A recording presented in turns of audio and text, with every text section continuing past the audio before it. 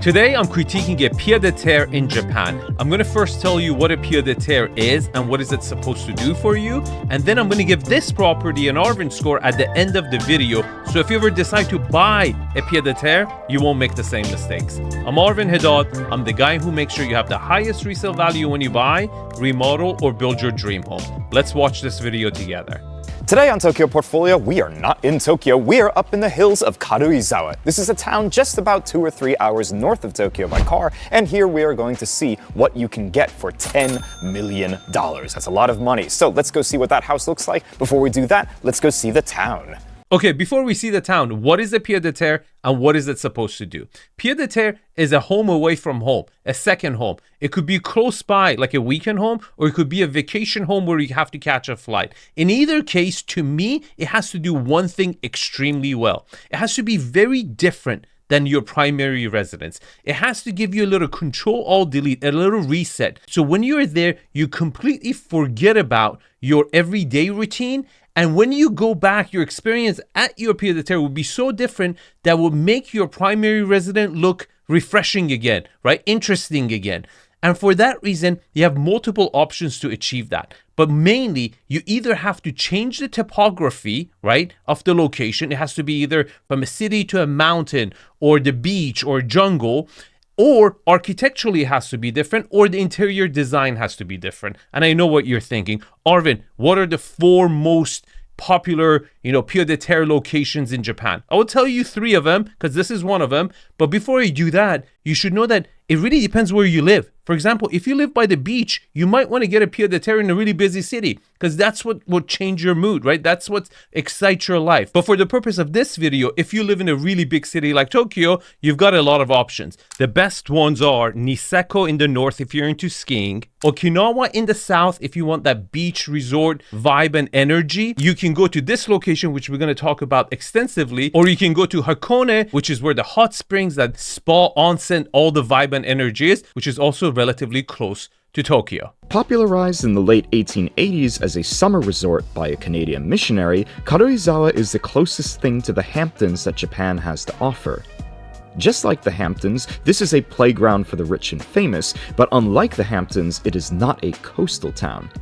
Being perched up in the mountains to the northwest of Tokyo in Nagano, it is the ideal place to escape the heat, being consistently 10 degrees Fahrenheit or about 5 degrees Celsius cooler than metropolitan Tokyo.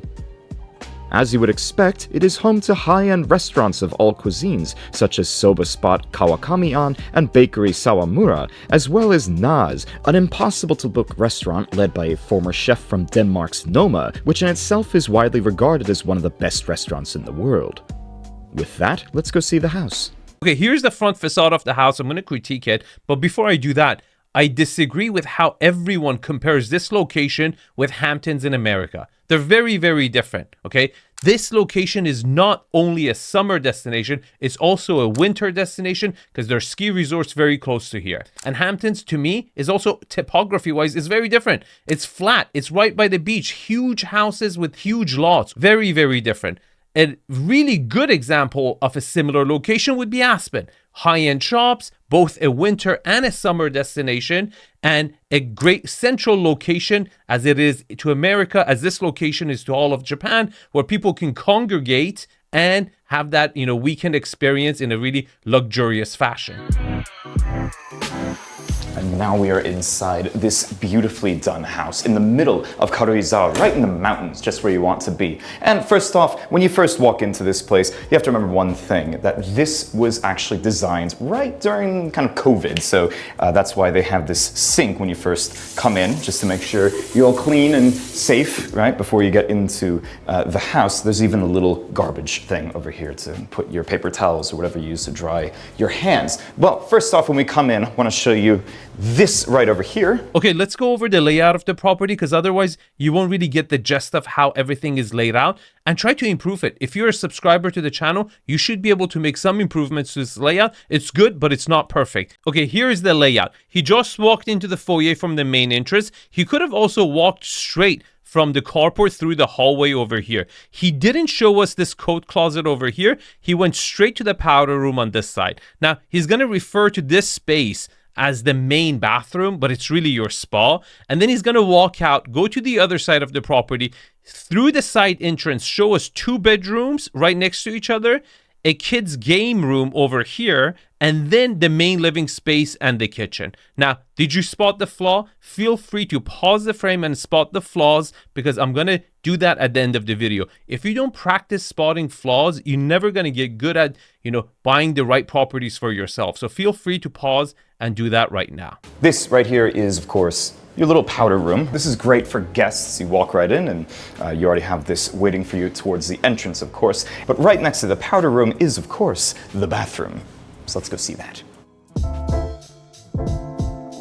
Now we are in the main bathroom, not the master bathroom. There is a master bathroom, the main bathroom. I'll show you what I mean by that. First off, you have your dual vanity over here, very spacious, as you can see, and you have a towel warmer. Love having those. Yes, everybody loves having them, especially in Europe and Asia. I personally think we don't do them often in America, but it shouldn't be out like this. I don't know why. Even in ultra luxury properties or luxury properties, we don't try to kind of pocket it in or create a little beautiful area for it, maybe into the wall, an area where you could still hang the towels in there, keep it warm, but not show it off like you've lifted out your shirt and showing your rib cage. It just looks, raw and ugly. But the best part about this bathroom is not the toilet itself, nor is it the dual vanity over here, but the bath area itself. Now, this is basically your own public bath, size-wise, but it's just for you and maybe your friends if you would like. This being Japan, of course, they have a very traditional Japanese setup for the shower area, because in Japan, you shower first, then you go take your bath. Yeah, he's just trying to make all of us feel like uncivilized. I feel like everyone should be doing that. But let's talk about the finishes.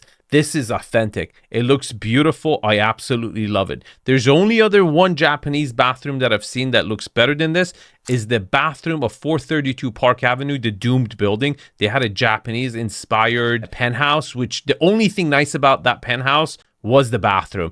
And it was definitely nicer than this. So if you haven't subscribed, watch that video. It's really funny too, because the whole unit is a disaster except for the bathroom. But one thing to notice about this bath itself, and in fact the entire bathroom up until basically the ceiling, is this stone right here. So this is a very special stone that they only have in northern Japan. It's called Towadaishi. Towadaishi is this kind of like off-green, kind of grayish stone, but it has a very, very interesting feature in that if it gets a little bit wet or damp, it'll start turning blue. And we can kind of see how that works right over here. If you take a look at this part over here, right? So this is your hot bath, and this is where you would have your cold plunge, right? But we'll get to why there's a cold plunge in a second.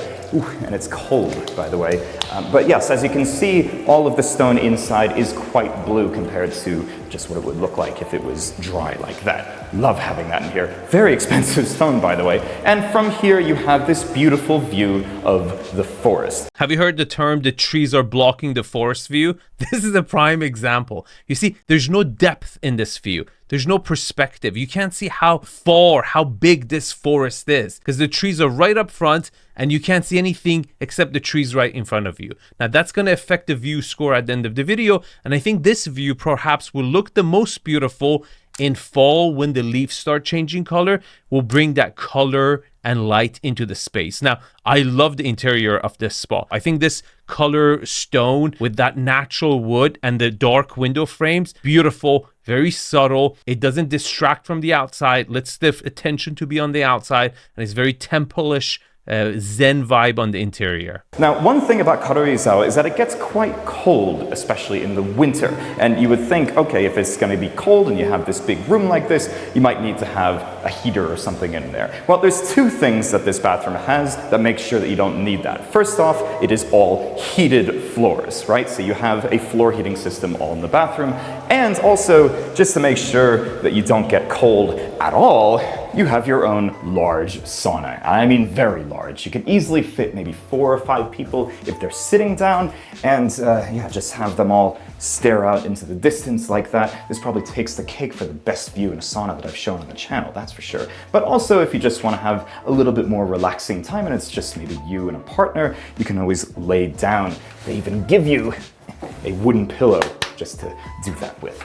But that is it for the sauna and bath area, so let's go see the rest of the house. That was amazing. It's not the largest I've seen, but it was one of the most complete I've seen. You had the view a ton of times in the channel. I've critiqued, $100 million mansions, and the view to the spa is like, a wall. There's no view. And they've actually accommodated that, to give that view, that nature vibe and energy to the spa. And then you had everything. You had a very large sauna for a lot of people. You had a cold plunge, you had a hot tub, you had a Japanese experience, and then you had a shower, toilet, and 2 sinks. Fantastic. Now, what I really like about this house, it's pretty easy to see it from the outside especially, is just that the whole thing is kind of built at a curve like this, right? It's like a big arch just kind of on the ground. And it's not just the house itself. Basically everything here is kind of shaped like that. Reason being is that it's on top of a hill and they wanted to get as much sunlight in as possible and also give you the best view as possible, which we'll see later. But what I also wanted to show you is right over here, this large fountain. And not only is it just a large fountain, but this too has been built at the same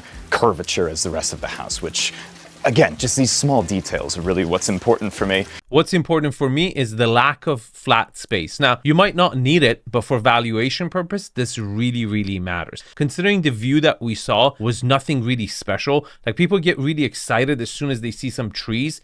The trees are they're given, if you go to a mountain location, you're going to see trees everywhere, okay? So the first time you're going there, you get excited, you overpay for the view, and you're thinking, oh my God, I'm the only house with the trees, right? Every other house over here has tree views too. So when it comes to differentiating price valuation over here, you got to look at the natural flat land, right? Because you didn't have perspective in the view. And the flat land, the biggest one you got was your motor court, which didn't even accompany a facade really. It was a, carport. And then your side yard or your backyard is a walkway. On the other side, you have a deck, which is decent, but it's not a backyard. And the other side, it's also another walkway. So it's really a tiny little home on a sloped lot.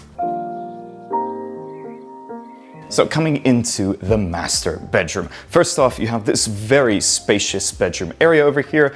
It's Japan, so they tend to like having 2 beds right next to each other. Yeah, you have all of your storage over here as well. This is a vacation home, so you don't really need to have a huge walk-in closet, right? But right next to that is, of course, your ensuite bath. There is, of course, the first bath that we saw, but this is your private little one if you don't want to go all the way over there for that, right? Now, this is a master suite, so it's not just a bathroom and a bedroom. There's a little extra in here. So let's go see upstairs, or up the ladder, I guess. So coming up the ladder over here, you get into what is probably, every child's favorite place to hide. The little loft area over here. So this is great to have just for a little maybe yoga or something like that, or just a little chill place. You could have a nice beanbag in here, watch a movie. So the last place I want to show you in the master suite is this office right over here. Just a little space to work in the morning. It's perfect. You even have your plugs all set up over here that you can open up and charge all you would like and enjoy that view when you're working. I mean, I'm speechless. You're in the middle of a forest, guys. Look at this. Okay, let's go over what I liked about this primary bedroom and what I didn't like about this primary bedroom. Having 2 beds separated from each other is just extremely annoying if you cuddle with your wife, okay? And that is a big, big issue. Now, Japanese do these really weird things. For example, the first time I went to Japan over 15 years ago, in the bathtub, I saw some marks with numbers next to it. It took me a week to realize what that was for. It was for how high you should fill out the water for the weight you have, so when you go into the bathtub the water won't overflow.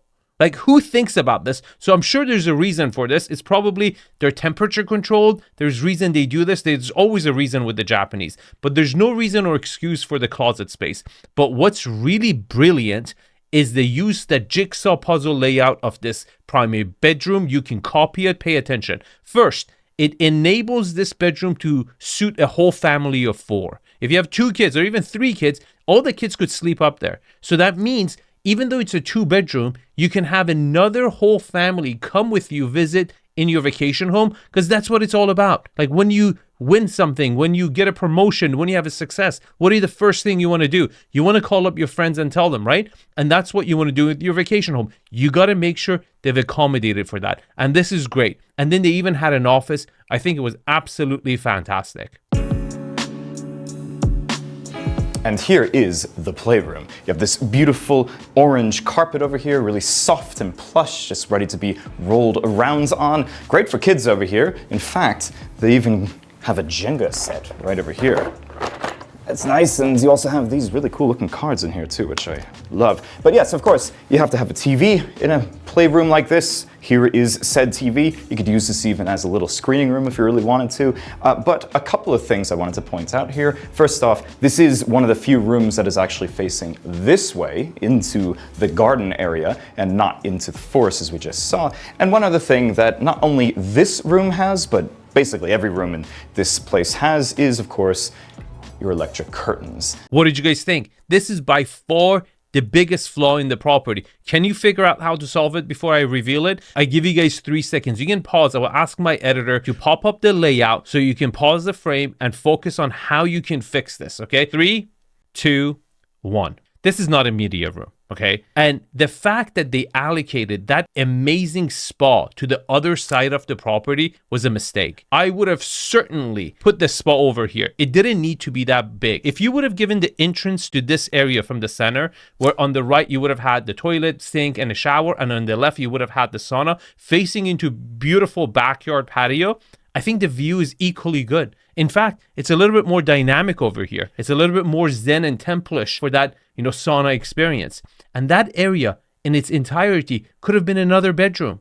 And then you would have had 3 bedrooms. You see, if you wanted truly to have a kid's play area, you don't have to define it that way for everybody else too. It's much better to make it a bedroom. And if somebody wants to have a kid's room, you can take out the beds from one of the bedrooms and turn it into a full-on kid's room. You don't need to define it and, lock the next owner's hand behind their back and be stuck with a really long, narrow room like this. That way, you would have had a bedroom away from the kids' bedrooms, right? So one of the bedrooms would have had an amazing privacy. All the bedrooms would have looked into the great view, and your spa view would have had its own unique experience. So this is the last bedroom. We're going to get to that living room that I mentioned in a bit. Basically, though, it's more or less the same, at least in this part, as the master bedroom that we just saw. In fact, size-wise, it's more or less the same as well. Just like the other one, you do have that lofted area up on the top.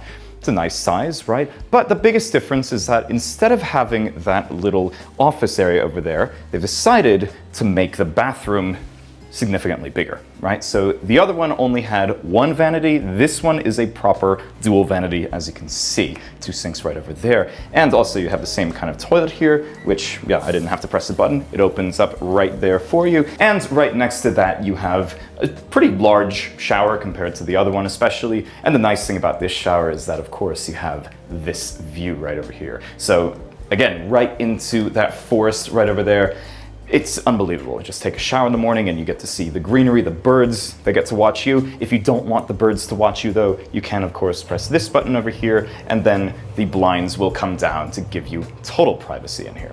3 main things. First, this is not your typical bathroom in Japan. Japanese bathrooms are very much so compartmentalized. There's an area before the shower, like a prep shower area before you jump into the shower, and then there's like a toilet on the other room.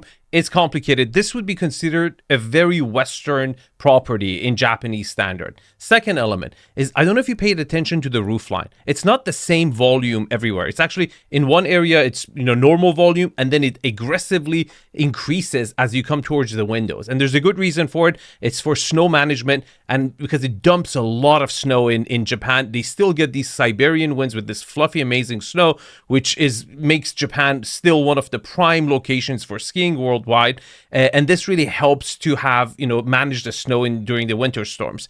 But I love the fact that the architect have used this cavity at the top for the kids area. It really increases the rental potential of this property when you can have, each family in each one of these bedrooms. And that's a big, big plus. The third element here is that a lot of times people think, experimenting and showing off your skills in interior design and finishes in every bathroom and every corner of the house makes the property more expensive. In my opinion, it actually alienates a lot of buyers and it makes it cheaper. There's an element of weight when you're consistent with your finishes. You don't have to be identical in every room, but you can deviate a little bit from it. But the fact that the bathrooms in all areas and the spa was consistent, it's soothing. To me, that's luxury. That's calming. So the living, dining, kitchen is all open. It's a very open concept in this house. And as you can see, you have this large kitchen over here with this island, and it's probably the only curved island I've ever seen in my life. Curved just like the rest of this house, as I mentioned. Let's go in one by one as to what this has. Of course, you have all this storage around you. You have not only one, but two sinks over here. I'll get to what that sink does in a second. And also things that it has two of would be ovens, right? So this has one full-sized Miele oven right over here, and of course a smaller Miele just over here. This one has a microwave function in it as well. Right next to that, speaking of things that are in twos, you do have these right over here. They may look like they are dishwashers, but no. This is your freezer. This is your fridge. Here's what I don't like about it. I don't like that hood. I really think if the code allowed, it should have been definitely one of those, vents that come out. And the other element I don't like about it is the fact that it's not symmetric whatsoever. If you have this symmetric structure, right, there's a rhythm to it. And the fact that the stove is on this side is just really annoying. To me, it should have been completely rearranged. Now, I don't have a problem with having, smaller refrigerators on the lower side because there's a little bit of a pantry that has a bigger fridge over there. It's annoying. But I think it was important to not have uppers here because the most wonderful thing about the space is that you're open on both sides. You get this backdrop of greenery on this side and then the beautiful, forest view on the other side. And this layout in general, again, is a very Western layout for Japanese standard. It's very open, right? You got the kitchen opening up straight into your family room and dining area and fireplace. This is very rare to have in Japan, but this sink does actually have a garbage disposal built into it. You just don't find these in houses. You may see them in apartment buildings, but almost never in houses. And they've even decided to put in the top of the line rice cooker. If you guys haven't seen this before, I'm not sure if they sell this outside of Japan. Okay, don't pay attention to the rice cooker. This is a flaw. You shouldn't have anything on the counter space like this in ultra luxury. And this is a design flaw in the layout also. You see, uncharacteristically, as good as Japanese and Northern Europeans are with layouts and efficiency, they were really wasteful in this layout. Let me explain why. Do you remember the entrance to the property? You had two entrances, a main house that you had to go around to get in, and then a hallway entrance from the carport. That could be as a result of the code, they had to go this way, but what it wasn't required is to have an additional coat closet over there. I think that coat closet and that foyer could have been combined, and everything else, including that powder room, could have been skewed a little bit to the left, so you would have had an area against the wall where you could have had the volume to have actual refrigerator and cabinets, because this is not good. So while you may have all your plate and cutlery storage in the kitchen, you might need a little bit more storage for something else. Well, that would be your wine fridge right over here. Yes, this will hold plenty of wine and champagne and what else you would like to drink, and of course, you need a place to drink that, don't you? Yes, we do, but this wine fridge was bigger than the fridge in the kitchen. And this is exactly what I'm talking about. They were really wasteful in this layout. Well, that would be right over here. Yes, your living room, right? It's, as I was saying before, a big open space. Here is your living area. You have your fireplace right in the middle, as you can see, and we'll get to the dining area towards the end. But what I really like about this place is, again, attention to detail, right? This one, they have put the TV in this cabinet over here. It's not the largest TV, but then again, you're sitting kind of close to it, so you don't need it to be too big, right? This is your TV, here is your couch. Perfect, in my opinion, right? Now, the nice thing about this whole open living dining kitchen is not just the openness of the room itself, but just how open it feels with these floor to ceiling windows. These are over 5 meters or about 18 feet tall. That's insane to me, right? And you don't find places like this in Japan, especially in Tokyo, just due to how the earthquake standards are, but they managed to do it so that they could build it just in this way. Now, let's go sit down right over here. All the furniture, by the way, is completely included, which I like to have. Right now, let's just talk about numbers. This place, as I mentioned earlier, is about 300 square meters, which comes out to just over 3,300 square feet. Very large, especially considering it's only a 2-bedroom. I mean, yeah, you have the little playroom as well, but it's a 2-bedroom. And of course, it being a 2-bedroom, it's going to be a Not 2-bath, but 3-bath in this case, including the large sauna area that we just saw as well. Now, this place in the middle of Karuizawa can be yours today for 1.45 billion yen, which comes out to $10 million as of today. $10 million for a 2-bedroom. And when you consider you really didn't have even a backyard to go off, it's really expensive. You see, if you had that 3rd bedroom, you could have made a better argument for that price point. Why? Because somebody could turn one of the bedrooms to a kid's playroom.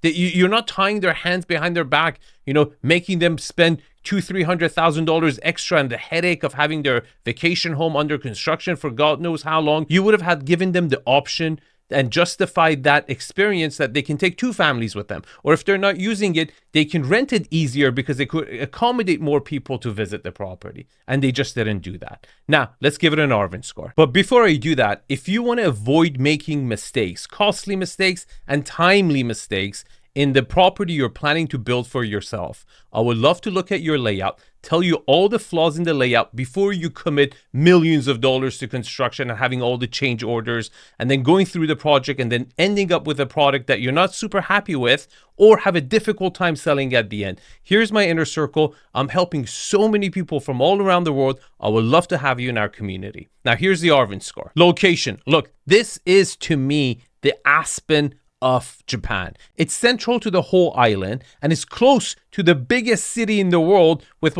20 million population, and it's only an hour away from it. Limited amount of land, great restaurants, great shopping, and it's great for summertime where it's cooler than Tokyo by 10 degrees and you can ski in wintertime, and perhaps the most beautiful time to go there is in fall. So you get to use it all year round, and it's very, very convenient if you live in Tokyo. Lot quality. It's a horrible lot. It's a long lot. You don't even have enough to reposition so you enter center to the view. You don't have a backyard. You don't have a front yard. The flattest area of the whole property is your motor court, which is unusable. It's going to get a 2. Lot utilization. You do have a private driveway, but that's where it ends. You really don't have a backyard. You don't have a front yard.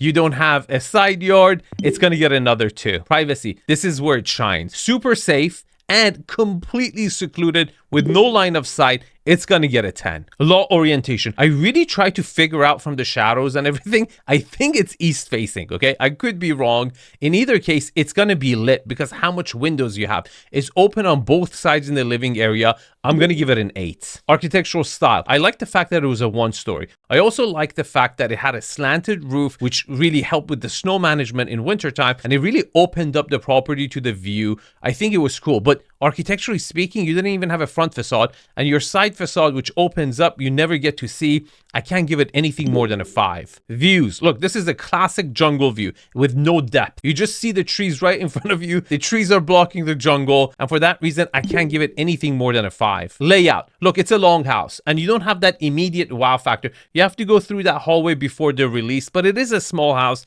but the 2 bedrooms just kills me. They really should have done way better than that. That whole, TV room or kids area was completely misplaced. It should have been swapped by the sauna area. It would have been a true 3-bedroom with the primary away from the kids' bedroom on 2 sides. You could have had a higher resale value, higher rental income from the property. That was a clear mistake. And for that reason, I have to give it a 6. Scale and volume. Amazing. I'm really, really impressed. I like the fact that it was slanted and cozy on the kitchen area, but then it had this big release, big sky, looking at the forest, opened up, bringing the natural light. All the rooms had fantastic double height ceilings, so they were on the right side of the house. For that reason, I'm going to give it an 8. Finishes. Consistent and what I was expecting from the location. Very Japanese as well. Look, that Shusugi bond finish was continued with the black window frames and that chimney in the center, and everything else was on point. Beautiful stones in the bathroom and the natural wood. It was really calming. It didn't try to show off and impress, and at the same time give you this tempo